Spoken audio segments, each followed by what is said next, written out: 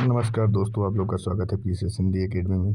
आइए आगे चलते हैं, जहां मैं कल आप लोगों को छोड़ा था वहां से आगे पढ़ाते हैं। कल मैं आप लोगों को यहां तक पढ़ा चुका था कि जो ये दो शाखाओं में पहुंचती हैं, पहला अरब सागर की शाखा, दूसरा बंगाल की खाड़ी की शाखा। आज शुरू करते हैं दोस्तों। अरब सागर की मानसूनी पवनें। अरब सागर से उत्पन्न होने वाली मानसूनी पवनें आगे 3 शाखाओं में बढ़ जाती हैं। पहला, इसकी एक शाखा जो पश्चिमी घाट रोकते हैं। ये पवनें पश्चिमी घाट की ढाल से 900 से 1200 मीटर की ऊंचाई तक चढ़ती हैं। अतः ये पवनें तत्काल ठंडी होकर सह्याद्री की पवनाभिमुख ढाल तथा पश्चिमी तटीय मैदान पर 250 से 400 सेंटीमीटर के बीच भारी वर्षा करती है। पश्चिमी घाट को पार करने के बाद ये पवनें नीचे उतरती हैं और गर्म होने लगती हैं। इससे इन पवनों की आर्द्रता में कमी आ जाती है। परिणाम स्वरूप पश्चिमी घाट के पूर्व में इन पवनों से नाम मात्र की वर्षा होती है। कम वर्षा का यह क्षेत्र वृष्टि छाया क्षेत्र कहलाता है।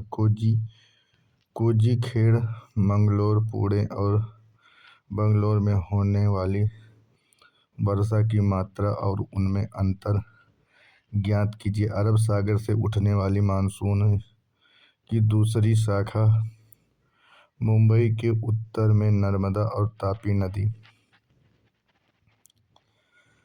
की 2 घाटियों से होकर मध्य भारत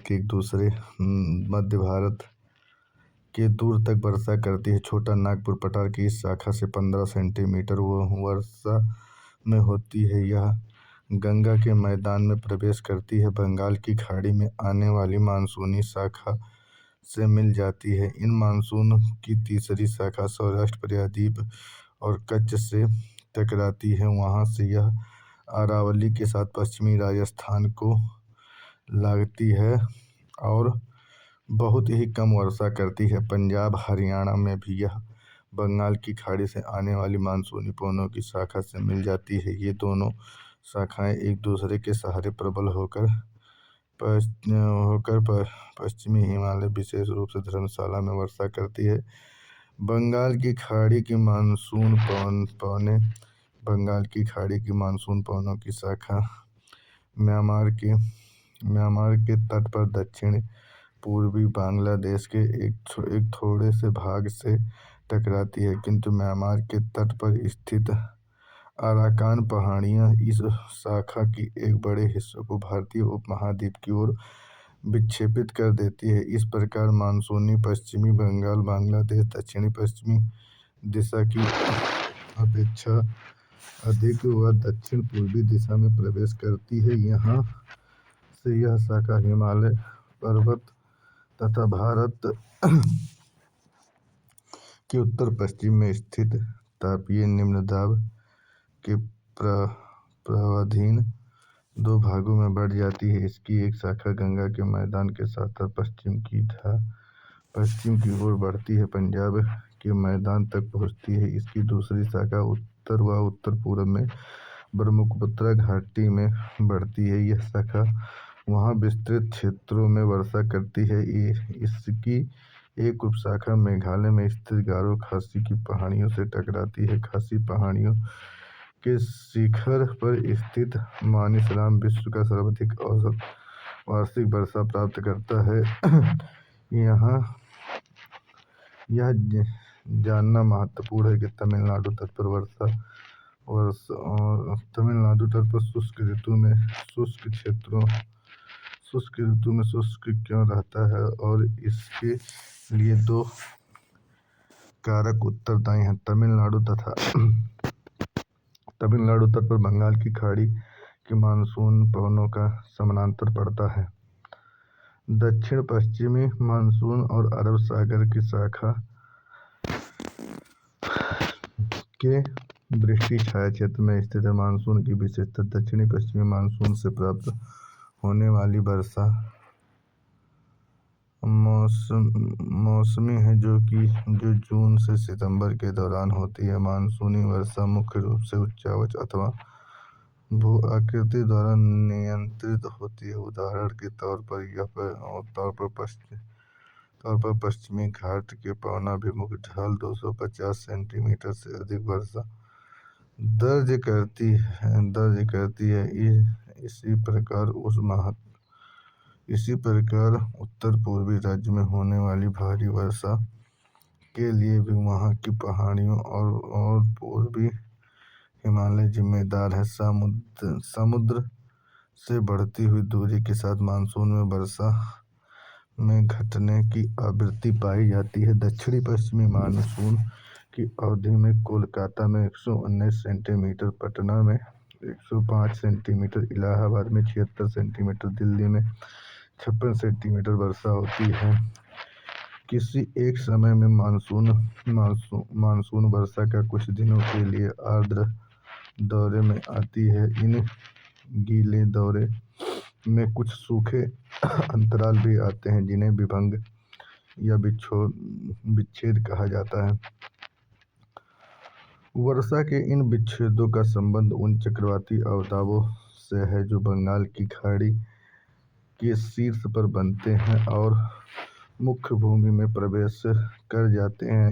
इन अवदाबों की बारंबारता और गहनता के अतिरिक्त इसके द्वारा अपनाए गए मार्ग में भी वर्षा के स्थानिक वितरण निर्धारित करते हैं। ग्रीष्मकालीन वर्षा मूसलाधार होती है जिससे बहुत से पानी बह जाते हैं और मिट्टी का अपरदन होता है। भारत की कृषि प्रधान व्यवस्था में मानसून का अत्यधिक महत्व है, क्योंकि देश में होने वाली कुल वर्षा का 3/4 भाग दक्षिणी पश्चिमी मानसून की ऋतु में प्राप्त होता है। मानसून वर्षा का अत्यधिक विवरण भी असमान है। 12 सेंटीमीटर से 250 सेंटीमीटर से अधिक वर्षा के रूप में पाई जाती है। कई बार पूरे देश में या इसके भाग में वर्षा का आरंभ काफी देर तक होता है। मानसून के निवर्तन की ऋतु अक्टूबर-नवंबर के महीने में मानसून के निवर्तन की ऋतु कहा जाता है। सितंबर के अंत में सूर्य के दक्षिणायन होने की स्थिति में गंगा के मैदान पर स्थित निम्न वायुदाब द्रोणी भी दक्षिण की ओर खिसकना आरंभ कर देती है। इससे दक्षिणी पश्चिमी मानसून कमजोर पड़ने लगता है। मानसून सितंबर से पहले सप्ताह में पश्चिमी राजस्थान से लौटता है। इस महीने के अंत तक मानसून राजस्थान, गुजरात, पश्चिमी गंगा के मैदान तथा मध्यवर्ती उच्च भूमि से लौट चुकी होती है। अक्टूबर के आरंभ में बंगाल की खाड़ी में उत्तरी भागों में स्थित हो जाती है। नवंबर के शुरू में यह कर्नाटक और तमिलनाडु की ओर बढ़ जाती है। दिसंबर के मध्य तक निम्न वायुदाब केंद्र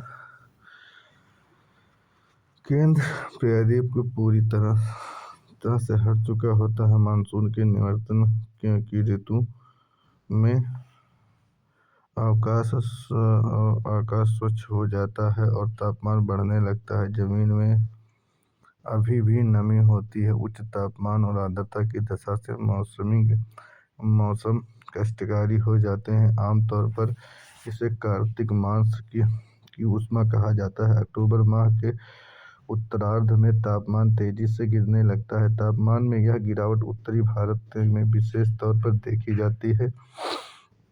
मानसून के निवर्तन में ऋतु में मौसम उत्तरी भारत में सूखा होता है, जबकि प्रायद्वीप के पूर्वी भागों में वर्षा होती है। अक्टूबर और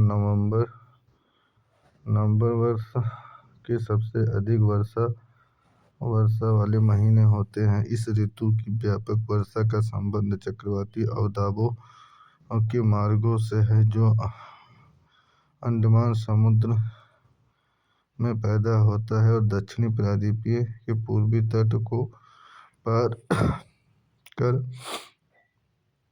उष्णकटिबंधीय चक्रवातों का अत्यधिक विनाश होता है। गोदावरी, कृष्णा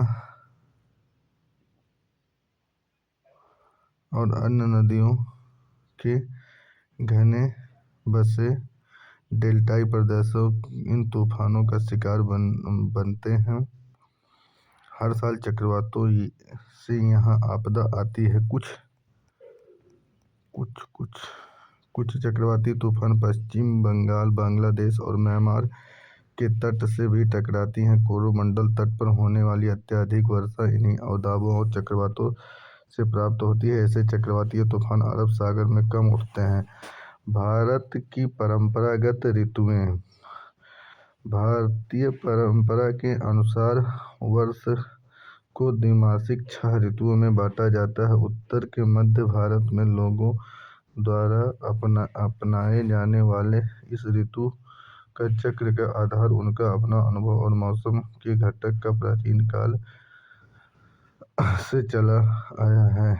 ज्ञान है कि ऋतुओं की व्यवस्था दक्षिण भारत की ऋतुओं से मेल नहीं खाती है, जहाँ ऋतु थोड़ी भिन्नता पाई जाती है। बसंत, ग्रीष्म, वर्षा, शरद, हेमंत, शिशिर, चैत्र, वैशाख, ज्येष्ठ, आषाढ़, वर्षा, श्रावण, भादो और शरद, अश्विन, कार्तिक और हेमंत, मार्गशीर्ष, पौष और शिशिर, माघ, फाल्गुन। वर्षा का वितरण। भारत में औसत वार्षिक वर्षा लगभग 150 सेंटीमीटर है, लेकिन क्षेत्रीय विभिन्नताएं पाई जाती हैं। अधिक वर्षा वाले क्षेत्र अधिक वर्षा पश्चिमी तट के पश्चिमी घाट के उत्तरी पूर्वी हिमालय क्षेत्र तथा मेघालय की पहाड़ियों पर होती है। यहाँ 200 सेंटीमीटर से अधिक वर्षा होती है। खासी और जयंती पहाड़ियों के कुछ भागों में वर्षा 100 सेंटीमीटर से भी अधिक होती है। ब्रह्मपुत्र के निकटवर्ती पहाड़ियों में वर्षा 200 सेंटीमीटर से कम होती है। मध्य भारत के क्षेत्र, गुजरात के दक्षिणी भाग, तमिलनाडु, ओडिशा सहित उत्तरी पूर्वी प्रायद्वीपीय झारखंड, बिहार, पूर्वी मध्य प्रदेश उपमहाद्वीप के साथ संलग्न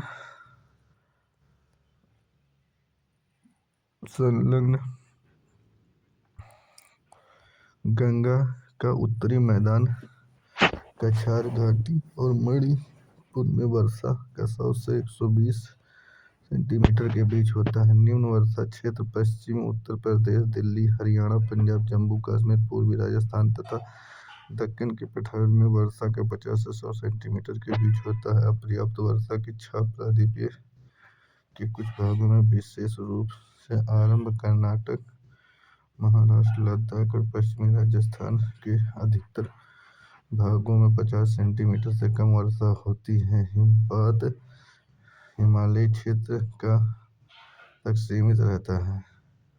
मानचित्र का अवलोकन करते हुए वर्षा के प्रारूप को पहचानिए। वर्षा की परिवर्तितता। भारत में वर्षा की एक विशिष्ट लक्षण उसकी परिवर्तितता है। भारत में परिवर्तितता के अभिकलिक निम्नलिखित सूत्र से किया गया है।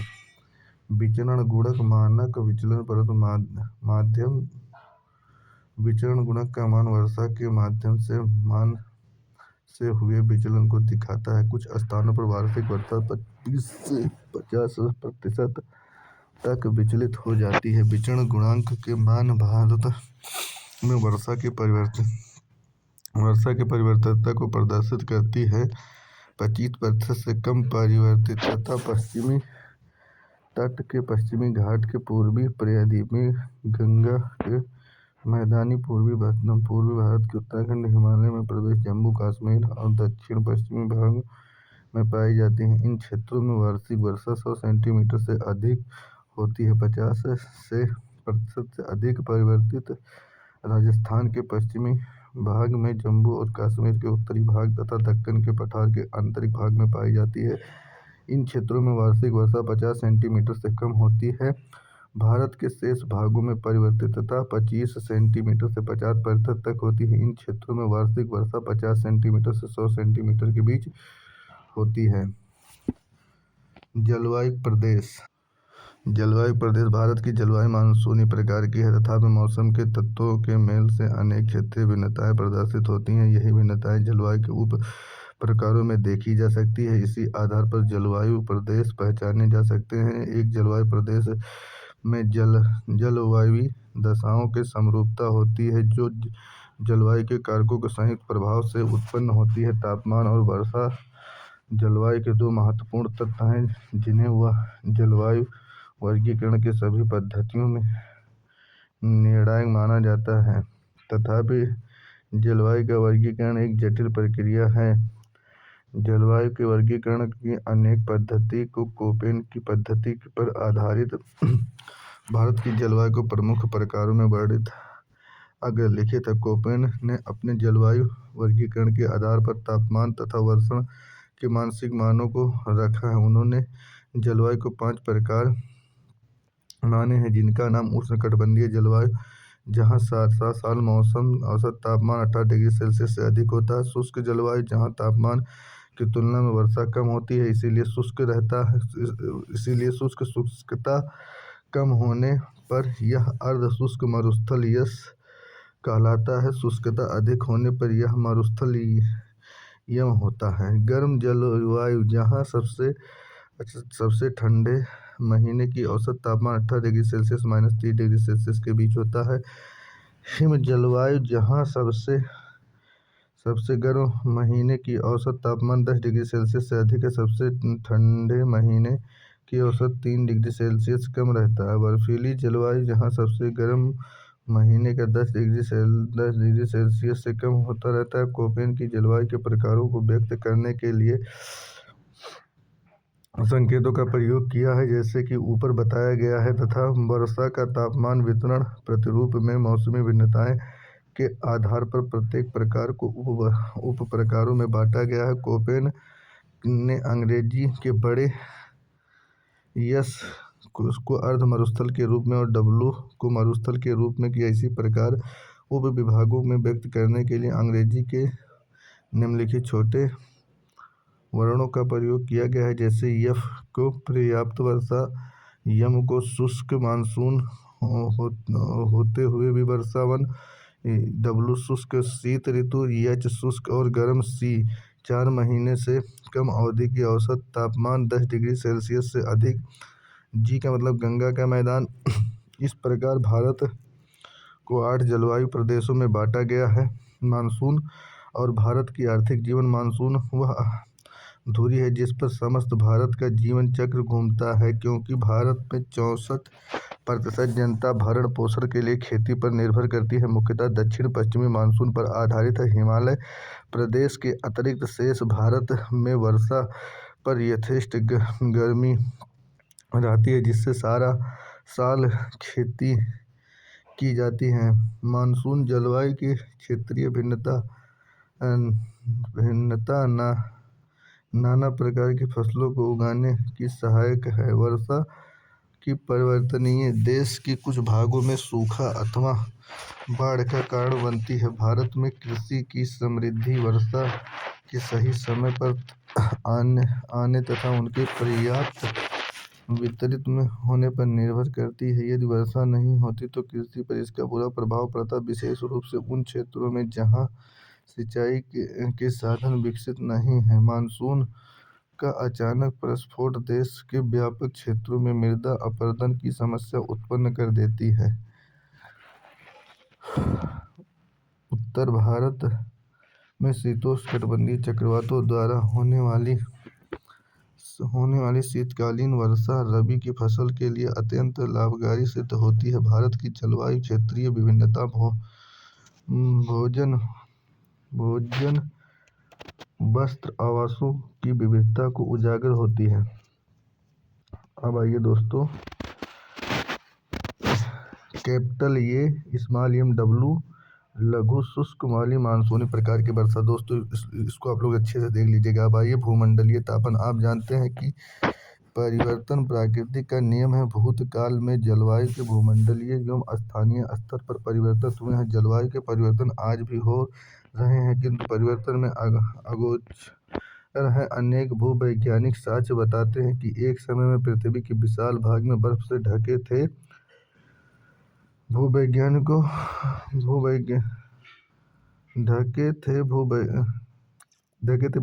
समय मापक अपने भूमंडलीय तापन पर वाद विवाद सुना है अथवा पढ़ा होगा। प्राकृतिक कारकों के अतिरिक्त भूमंडलीय तापन के लिए बड़े पैमाने पर औद्योगिक एवं वायुमंडल का प्रदूषणकारी गैस की वृद्धि जैसे मानवीय क्रिया और महत्वपूर्ण उत्तरदायी कारक हैं। भूमंडलीय तापमान की चर्चा करते समय आपने हरित गृह प्रभाव के बारे में सुना होगा।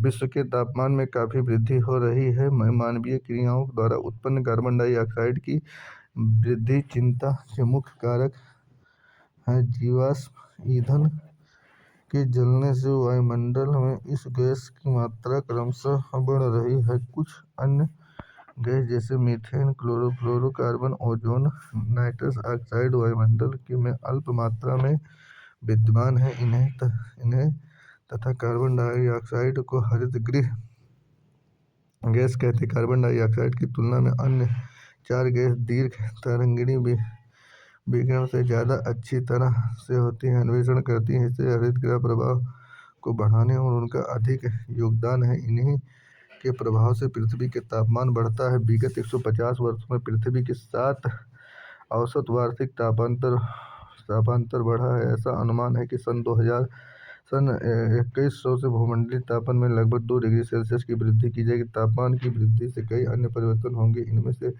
गर्मी के कारण हिमानियों और समुद्र के पिघलन से समुद्र तल की ऊंचाई प्रचलित है। पूर्वानुमान के अनुसार औसत समुद्र तल 21वीं शताब्दी से 4800 सेंटीमीटर हो जाती है। इसके कारण प्राकृतिक बाढ़ों की संख्या बढ़ जाती है। जलवायु परिवर्तन से मलेरिया जैसे कीटजन्य बीमारियां बढ़ जाती हैं। साथ ही वर्तमान जलवायु सीमाएं भी प्रबल हो जाती हैं, जिसके कारण कुछ भाग कुछ अधिक जल शक्ति और अधिक शुष्क हो जाती हैं। कृषि के प्रारूप बदल जाएंगे। जनसंख्या और परितंत्र में भी परिवर्तन होंगे। जरा सोचिए कि यदि आज समुद्र में 50 सेंटीमीटर से ऊंची हो तो भारत की तटवर्ती क्षेत्रों का क्या प्रभाव पड़ेगा।